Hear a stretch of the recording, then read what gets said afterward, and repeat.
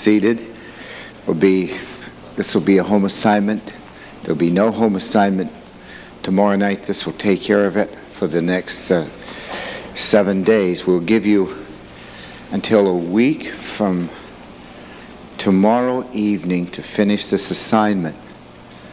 A week from tomorrow evening. That gives you approximately 8 days. And this is an accurate assignment. We want you to write no less than 12 pages on the subject of discipline. 12 full pages. We want you to communicate discipline from God's viewpoint. Discipline from your viewpoint. What discipline includes. What happens when discipline is lacking? How should discipline be experienced? Some areas to consider. A disciplined mind. A disciplined schedule. Disciplined relationship. Discipline in prayer. Discipline in study. Discipline in listening. Discipline in talking. Discipline in eating. Discipline of leisure time. Discipline in preparation for marriage if you're single, or marriage if you're married. Discipline in dress. Be very frank. This is an opportunity for you to express how you feel in this. To be an individual and to give expression about this subject. Once you get beyond divine viewpoint, we expect that part to be from the Bible, then what you think about it. And we want it to be 12 pages because we really want you to get your head in it. To really get into it, locked into the thought of it. Okay? That's your assignment.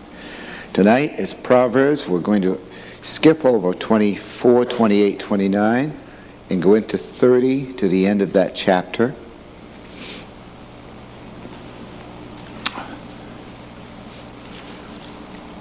Now, as college seminary students, tonight's class is extremely practical. We have this great problem today in our society, especially in the churches of Jesus Christ. It is a very solemn mistake. It goes like this. Practice first, theology second.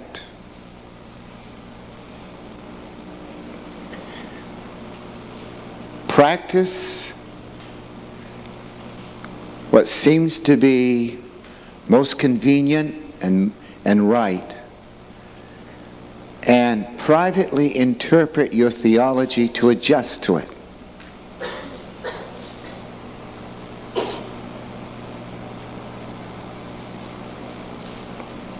God's way is theology first, and then by grace, through the Spirit of God, practice follows. I'm going to show you tonight where our entire society, and believe me, with some wonderful exceptions, however, they are altogether too few in number, where the Church of Jesus Christ is putting practice first, theology second. Now, in our chapters tonight, we'll go through these on the screen, and then after we go through them on the screen, she'll take them back, and if you want to stay 5 minutes when the class is over, you can write down the exegesis. I went by the field of the slothful, and by the vineyard of the man void of understanding.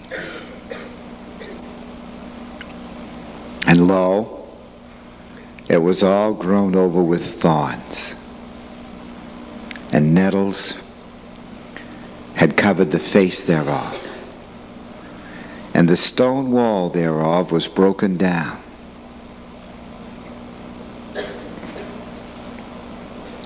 Then I saw and considered it well. I looked upon it and received instructions. I want to read it to you again. Verse 30. I went by the field of the slothful, and by the vineyard of the man void of understanding. Void of understanding. Adam, Lib, and then Kaser in the Hebrew. The man void of the right heart attitude. That word is synonymous with wisdom. And lo, it was all grown over with thorns, never weeded, never cultivated, and nettles had covered the face thereof.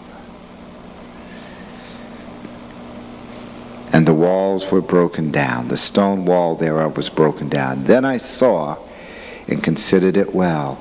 I looked upon it and received instructions. Now I want you to follow this carefully tonight.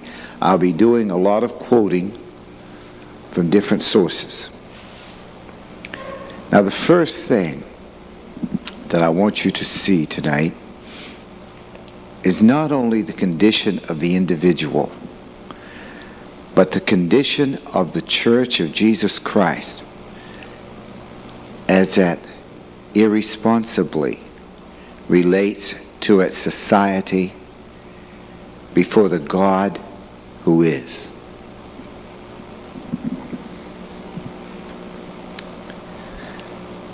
These are some of the tragic things that are going on today. Perhaps the parable of Luke 10:30, starting at verse 30. When the man went from Jerusalem to Jericho and fell among thieves and was stripped and left for half dead. And the priest came by and he looked. Perhaps he looked again and he just kept walking. And then the Levite came by. He looked and just kept walking.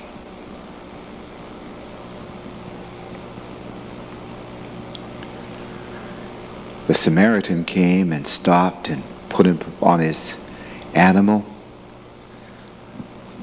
washed him up, put oil upon him, took him to a far distant inn, paid for it, and said, "Keep him as long as you have to, and I will pay you when I return." Now, the Church of Jesus Christ today is doing exactly that. Exactly that. And these verses in Proverbs teach us that the fields, instead of being established in the seeds of God's word and grace, they are established in the seeds of barrenness. There has been no cultivation. No cultivation. No fallow ground has been broken up. Now, it is high time that we, as representatives of the mind of Jesus Christ, as those who would honor the Most High God, It is high time that we understand that the field is overgrowing with thorns and thistles. And therefore, it is barren. Now, as we consider some of the strongest subjects that we possibly can, infanticide, abortion, as we consider these subjects that are such a part of us, euthanasia and others, you know, almost on every subject, there's only a handful of Christians even informed.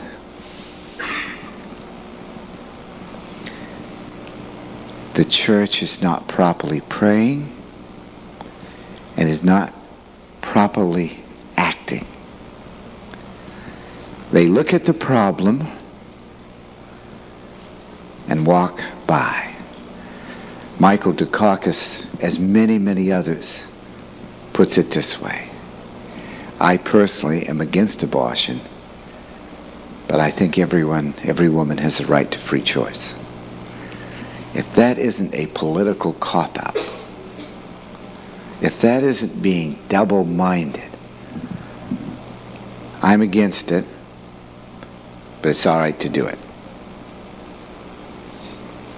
I think one of the best messages on this subject that I have ever heard is by David Jeremiah. How many have heard that message?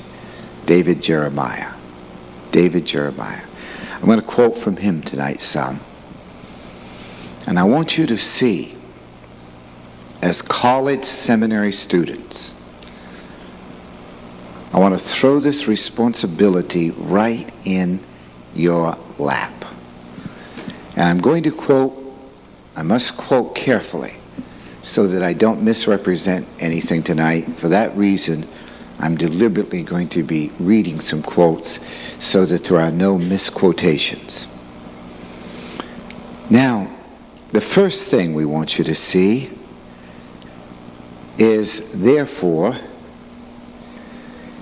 the Christian's field is full of thorns when it comes to his responsibility to God.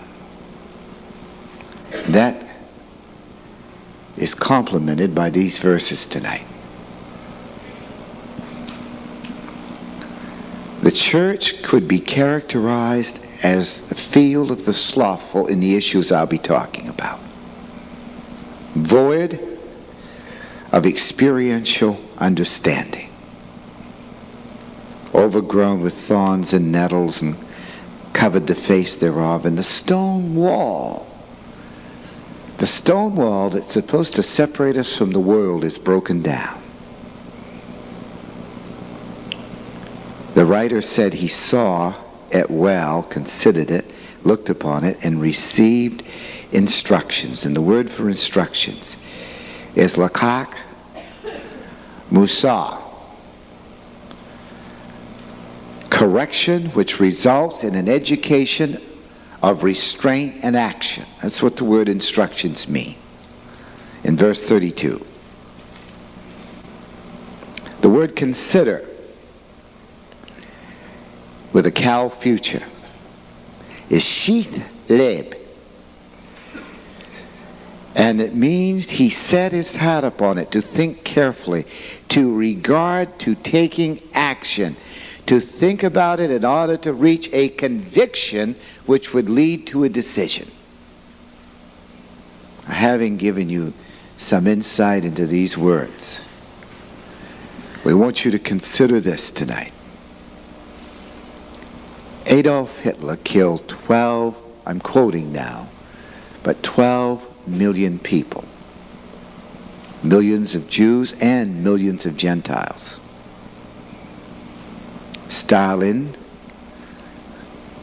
Some say killed 18 million and some say 35 million. Over a period of 200 years, and all the wars that we've had, more babies were murdered in the womb. 200 years of wars.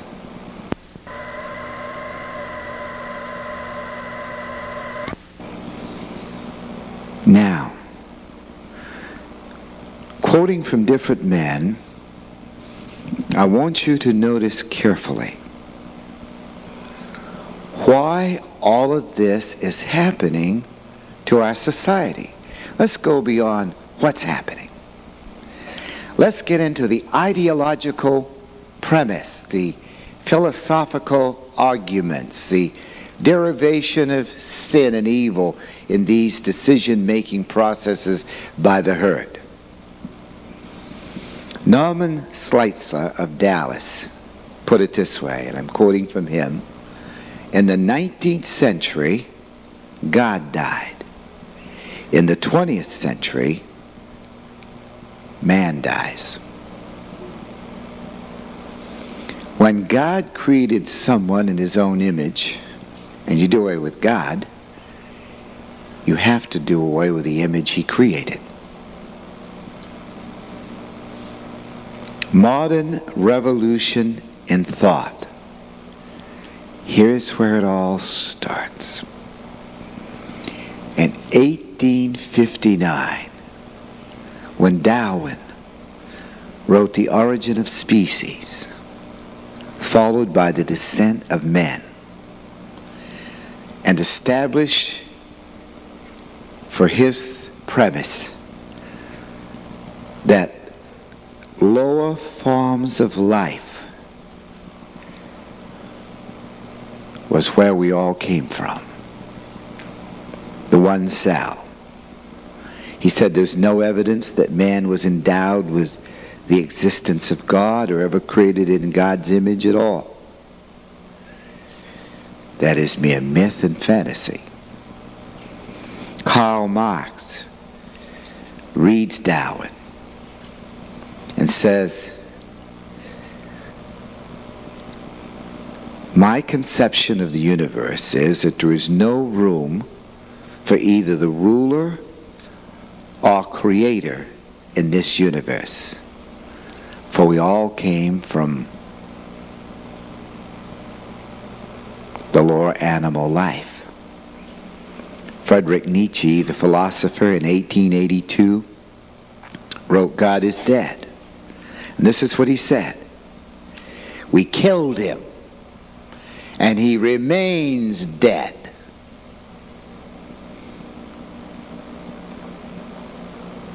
Charles Hodge, of Princeton, theologian,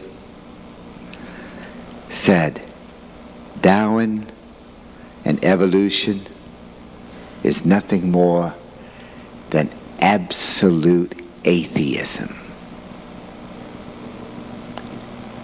Here's the principle. No design in nature, no designer in nature. You follow that? No design in nature, no designer in nature. No creation, says Marx, therefore no creator. He says creation is a mass confusion without a creator. Therefore, if humans were not created but evolved from lower animals, and listen to this next statement carefully, there is no dignity of life. There is no dignity of life. In other words, Psalm 8, what is man that thou art mindful of him? is not relevant. Now see where our problems come from, folks. You're college students. You're born-again Christians. Adolf Hitler, from Mr. Kant in 1924, says this: if nature doesn't wish weaker individuals to mate with stronger, then the Germanic race must not live with the Jewish race. He justified his action, his plan, his plot based upon evolution. The evolutionary monster produced it. Darwin taught that human life has no dignity. And if human life has no dignity, it matters not how we treat it. Why not partake of drugs? Why not live immorally? Why not have men go after men and foolish, hell-bound women go after women? Why not alcoholism? Why not 8 partners in a lifetime and premarital sex? If we all came from animals through the process of evolution, where human life has no dignity, then why try to dignify yourself in moral restraint, in human fervor of morality, only to end up in the grave as a worm ceasing to be through the cessation of life? Man is an animal. When animals are undesired, they must be rooted out of the human herd. We're animals, according to that philosophy. What we're saying tonight is we have 2 huge kingdoms. One that's right here now, battling, fighting, accusing, separating, killing, lying, hating, going after whatever it gets for itself, selfism, self-centered godliness in humanistic religions, narcissistic bases for thought, an evolution that's exhilarated in the educational program, a compromising evangelical church that thinks more of its group, its knowledge, its spiritual benefits, than risking its life in the midst of the herd. And so we have Paul K. Jewett in his relation to the soul of the fetus. And he says, this marvelously endowed creature called man, whose intelligence reduces remote galaxies, minute atoms to the laws of reason, who lives in the realm of responsibility, knowing the commendation of a good conscience and the condemnation of an evil one, who, as Martin Luther said, in his highest and noblest part is qualified to lay hold of incomprehensible and invisible and eternal truths in the Word. And in short, his soul is the house where faith in God's Word is at home. Is he or her not a real person in the mother's womb? I want you to think of that for just a moment. An Assyrian law from 1400 to 1250 BC If anyone committed abortion, it was death by torture in cases of procured abortion. 1400 to 1250 BC, Assyrian law, if anyone ever committed an abortion, it was death by torture. For 1500 years. You know what? Nobody did it. The first theologian said this: a Christian abominate his own soul as a murderer when he endorses fanticide and abortion. And he said the latter is murder in advance. You see, if you'll murder a baby in a womb, eventually you'll murder a person when they're old and don't have any purpose. This side you murder them in advance, this side you murder them because they're too old and they don't have any purpose. And who wants to visit them in a nursing home except some sincere parent with godly characteristics? That's the evolutionary philosophy propagated by Satan, by his world system,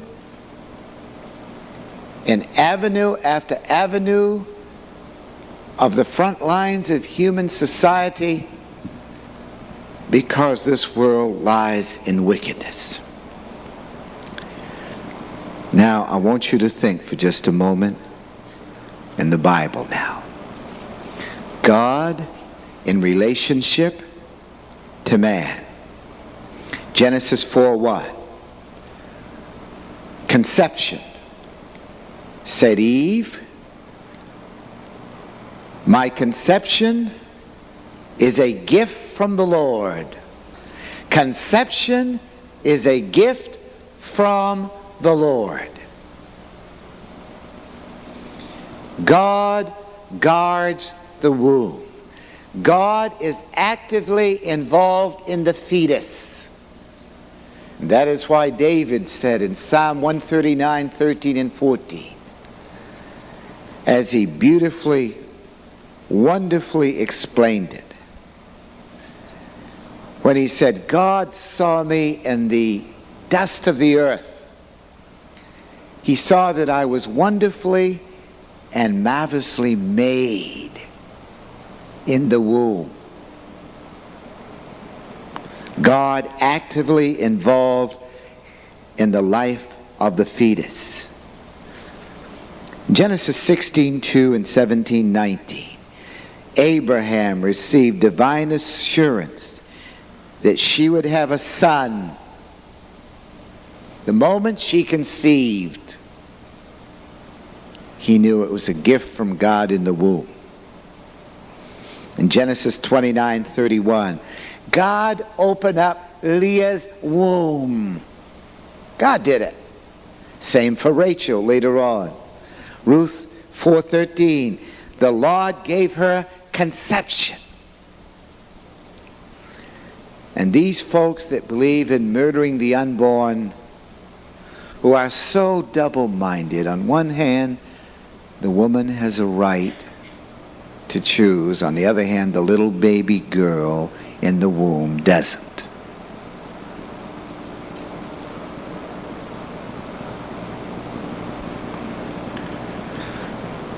God is actively involved in fashioning the fetus, makes it in secret, curiously covers it by his hand, and rots it in the mother's body.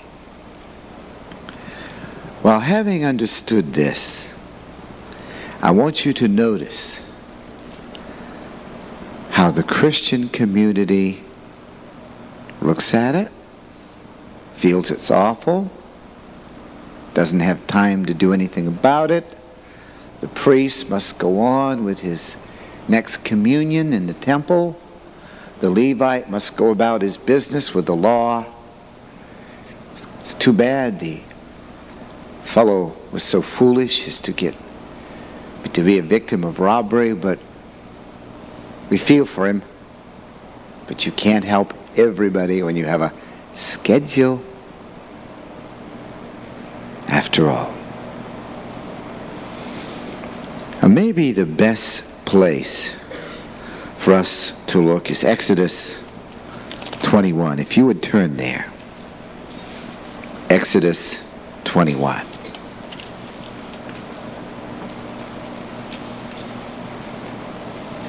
May I say this? Every woman, and I'm quoting now from David Jeremiah, every woman certainly has a right to choose whether she's going to have a baby or not before conception. Once she has entered into a relationship with a second party in our society, she has no right to be the self-determining factor of a conception in her womb. For the Supreme Court to give her that right is to be guilty of more murders in 1 year than 200 years of wars put together. Now, Exodus 21, 22. If men strive and hurt a woman with child, so that her fruit depart from her, and yet no mischief follow, he shall be surely punished, according as the woman's husband will lay upon him, and he shall pay as the judges determine. That means if the baby in the womb is wounded but didn't die. Now watch that. That's what that means. If any mischief follows, such as that baby dies, then thou shalt give life for life, eye for eye, tooth for tooth, hand for hand, foot for foot, burning for burning, wound for wound, and stripe for stripe. Now this is what this is saying. If a baby in the womb is unintentionally injured, accidentally, there'll be a punishment, as the husband and judges determine. If death follows, then the person that did it, his life has to be taken. Now that would mean millions and millions of Americans must die for murdering unborn babies. Which means, Romans 2:5, America is storing up wrath for judgment this very hour, with no restraint from the church, as the church merrily walks by to fulfill its religious and moral duties that are pre-planned in the schedule of human life. Do you understand this? I hope you do. Now, Job 10:8 says this: Thy hands have made me, thou fashioned me together, me around about, yet shalt thou destroy me. Remember, I beseech thee, that thou hast made me as the clay. Wilt thou bring me into the dust again? Thou hast clothed me with skin and flesh, and fenced me in with bones and sinews. Sinews. Now think of it. God did all of that, Job said. But Zechariah 12:1b says, when the baby is in the womb, the soul is formed in the womb. The word in the King James is spirit. The word in the original is secondary spirit, meaning soul. Now then, the law regards for the unborn child. They say that Exodus 21 shows us that there's little regard for the unborn child. That's the abortion crowd. completely misunderstanding totally this verse in Exodus 21:22, which teaches just the opposite. Now, follow in your thinking what is happening before your eyes in your world, in your church, in your country.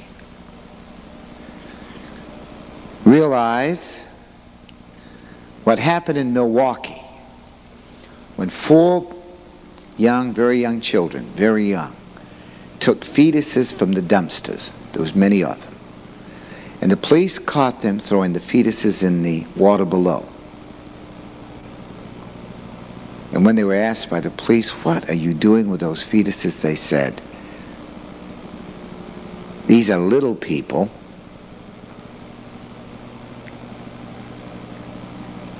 that have become garbage